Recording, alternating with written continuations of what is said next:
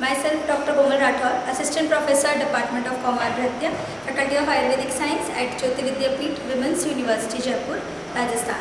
Students, जैसा कि हम प्रीवियस सेशंस में बाल ग्रह के बारे में पढ़ते आ रहे हैं, तो हमारी फर्स्ट क्लास में हमने बाल ग्रह के बारे में पढ़ा था। फिर हमने बाल ग्रह के लक्षण देखे, जिसमें कि वाग्भट अनुसार जो बाल ग्रहों का सब डिवीज़न है स्त्री ग्रह और पुरुष ग्रह। तो हमने सबसे पहले प्रीवियस सेक्शन में हमने पुरुष ग्रहों के बारे में पढ़ा था, जिसमें कि पुरुष ग्रह में 5 ग्रह थे: स्कंद ग्रह, स्कंद अपस्मार, मेघमेष, पित्त ग्रह और शव ग्रह। अब इसी क्रम में आगे पढ़ते हैं हम स्त्री ग्रहों के बारे में। तो स्त्री ग्रह जो है वो है 7, जिनके नाम मैंने यहाँ लिखे हैं। ये 7 स्त्री ग्रहों में शकुनी ग्रह, रेवती ग्रह, पूतना, अंधपूतना, शीतपूतना, शुष्क रेवती और मुखमंडिका, ऐसे 7 ग्रह जो हैं आचार्य वाग्भट ने स्त्री ग्रहों के अंतर्गत माने गए हैं। अब हम इसके सामान्य लक्षण या यूँ कहें कि इन स्त्री ग्रहों के विशिष्ट लक्षण क्या हैं, जिनसे हमें इन ग्रहों की पहचान हो पाए, उनके बारे में पढ़ेंगे और उनकी विशिष्ट गंध को जानेंगे। तो इसको आगे स्टार्ट करते हुए हम सबसे पहले मैं आपको बताने जा रही हूँ शकुनी ग्रह के बारे में। पहले है शकुनी ग्रह। अब जो शकुनी ग्रह है उसके बारे में बात करते हैं। तो शकुनी ग्रह में बता रखा है सहस्त्र अंगो, विहंग गंधी, संस्रावी, व्रण परिपेड़ित, स्फोटश्च प्रचितम तनु सधा पाके। मतलब कि यहाँ पे शकुनी ग्रह जो है, शकुनी ग्रह को हम चिकन पॉक्स से कोरिलेट कर सकते हैं मॉडर्न में। चिकन पॉक्स, अभी जो चिकन पॉक्स है या फिर इसको हम पैम्पलीफेगस के नाम से भी जानते हैं। ये जो अपनी शकुनी ग्रह जो है, इस शकुनी ग्रह के बारे में बताया है कि इसकी गंध विहंग गंधी होती है। जिस प्रकार चिकन पॉक्स में शरीर के ऊपर पैप्यूल्स और वेसाइकल बनते हैं जब उनमें फ्लूइड बढ़ जाते हैं, वैसे ही यहाँ पे पूरे शरीर में सहस्त्र अंग मतलब संपूर्ण अंगों पर विहंग गंधी, विहंग के समान गंध, विहंग का अर्थ यहाँ पे पक्षी से है, पक्षी की गंध के समान। जिस प्रकार पक्षी के शरीर से दुर्गंध आती है, उसी प्रकार पक्षी की गंध के समान स्मेल आती है। संस्रावी मतलब कि जो व्रण है उनसे स्रावित होने वाले, मतलब जो व्रण है वो स्रावी व्रण है, उनसे किसी न किसी प्रकार का पस या फ्लूइड डिस्चार्ज होता है। तो संस्रावी व्रण होते हैं वो पूरे शरीर पर बच्चे के हो जाते हैं, जैसा कि अपन को चिकन पॉक्स में भी दिखाई देता है। इसीलिए शकुनी ग्रह को हम चिकन पॉक्स से कोरिलेट करते हैं। और स्फोटश्च प्रचितम तनु, और जो स्पोर्ट्स है वो एकदम पतली स्किन वाले होते हैं और सदा दाह के साथ पाक युक्त होते हैं। इसीलिए शकुनी ग्रह को हम चिकन पॉक्स से कोरिलेट करते हैं।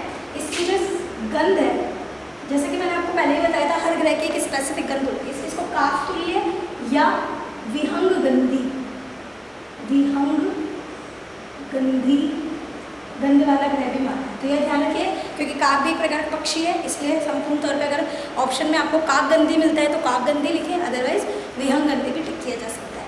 नेक्स्ट ग्रह जो है वो है रेवती ग्रह। रेवती ग्रह के लिए बता रखा है रक्तास्यो हरित मल अति पांडुदेह कर्णनासा मृदनाति। मतलब कि ये जो रेवती ग्रह है, रेवती ग्रह को जो है वो यहाँ पे बता रखा है। सबसे पहले बात कर लेते हैं हम इसकी गंध की। तो उसमें आती है बस्त गंध, बस्त यानी बकरे के समान, बकरे की गंध या पंख गंधी भी बोलते हैं। पंख मतलब कीचड़, तो बस्त गंध बोल दो या पंख गंधी बोल दो। तो यहाँ बता रखा है रेवती ग्रह से युक्त जो बालक होता है तो उसका रक्त आस्य तो पूरा मुँह लाल हो जाता है, हरित वर्ण का मल का त्याग करता है, पूरे शरीर पांडुदेही हो जाता है। इसको काफ़ी लोग जॉन्डिस से कोरिलेट करते हैं। कुछ लोग इसकी जॉन्डिस से, या बच्चा जो बहुत ज़्यादा एनीमिक आगे जाके जॉन्डिस में आ जाता है उससे कोरिलेट करते हैं।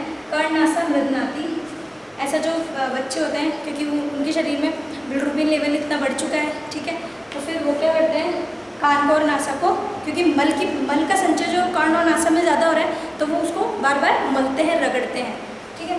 तो रक्तास्य का मुँह लाल हो जाता है क्योंकि मुँह में भी अल्सर हो गए और रेडिशनेस आ गई है। फिर हरित मल का त्याग करेंगे, पूरा शरीर होता है अति पांडुदेह, पूरा शरीर अत्यधिक पांडुवर्णा हो जाता है। इसका मैं आपको गंध बता चुकी हूँ, मस्त गंधी हो। फिर बात करते हैं पूतना ग्रह। पूतना ग्रह में सहस्त्रांग स्वपति सुखम, ये लाइन इंपॉर्टेंट है। स्वपति सुखम देवा न रातो, मतलब कि जो पूतना ग्रह से पीड़ित बालक या बालिका है, मतलब जो बच्चे होते हैं वो सस्नान का मतलब पूरे शरीर उनका ऐसे एकदम जकड़ा हुआ सा रहता है, जो दिन में तो आराम से सोते हैं लेकिन रात्रि को नहीं सोते, क्योंकि रात्रि में उनके शरीर में एक प्रकार की ईचिंग या फिर मान लीजिए कि अनईजीनेस सा फील होता है, इसलिए पूरी रात्रि जगते हैं और दिन में आराम से सोते हैं। वड़भिन्नो मतलब उनका अतिसार हो जाता है। तृष्णानु भवति मतलब कि तृष्णा अधिक प्रतीत होती है। पूतना ग्रह को काफी कुछ मॉडर्न कोरिलेशन डिहाइड्रेशन से भी करते हैं।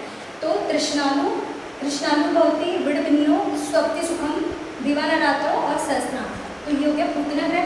अब पूतना ग्रह जो है उसकी हम कोरिलेशन किससे करेंगे, मतलब इसकी जो गंध है वो किससे होगी, किसके समान होगी, ये भी काक तुल्य गंधी होता है, काक तुल्य गंधी।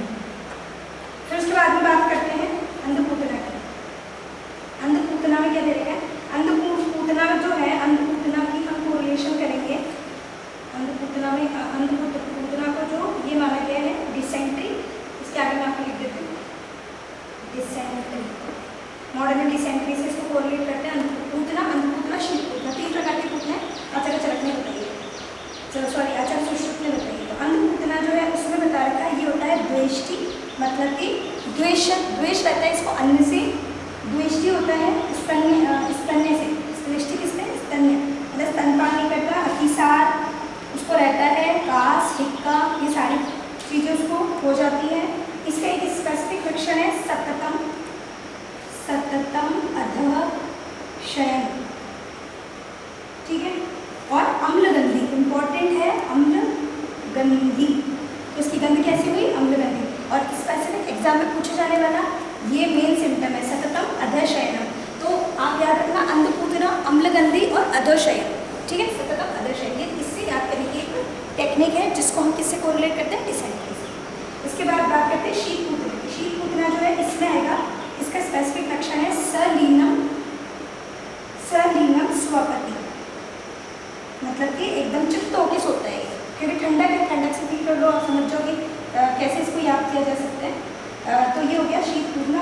विस्त्र अंगी, देखिए एक चीज़ और बता दूँ, जो अंधपूतना था उसको डिसेंट्री से कोरिलेट किया था, शीतपूतना को हम किससे कोरिलेट करेंगे, क्रॉनिक, यहाँ लिख देते हैं, शीतपूतना को पहले हम करेंगे क्रॉनिक डायरिया,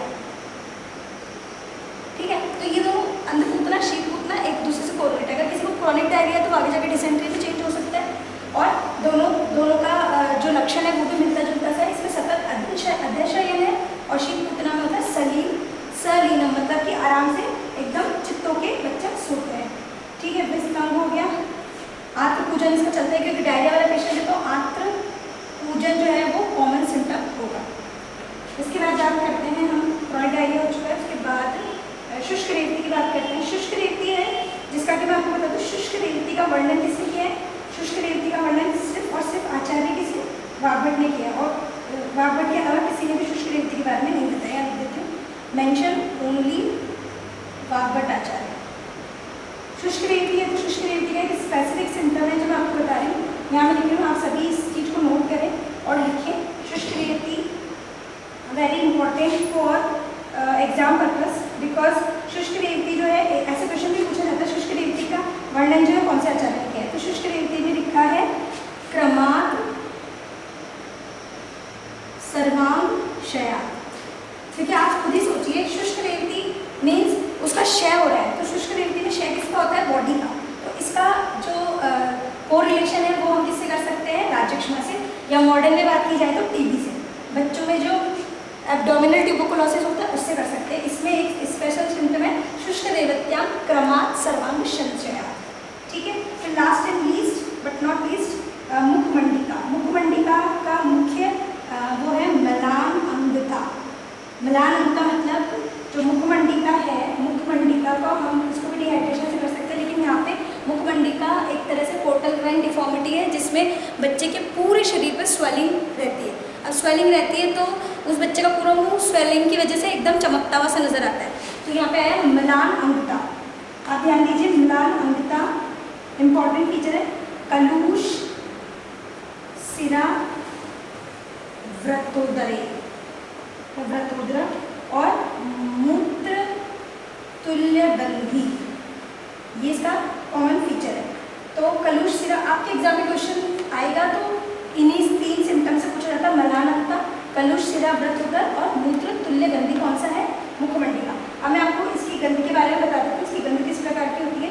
तो मुखमंडिका क्योंकि मूत्र तुल्य गंधी है तो मैं लिख चुकी हूँ, मूत्र तुल्य गंधी इसकी गंध है।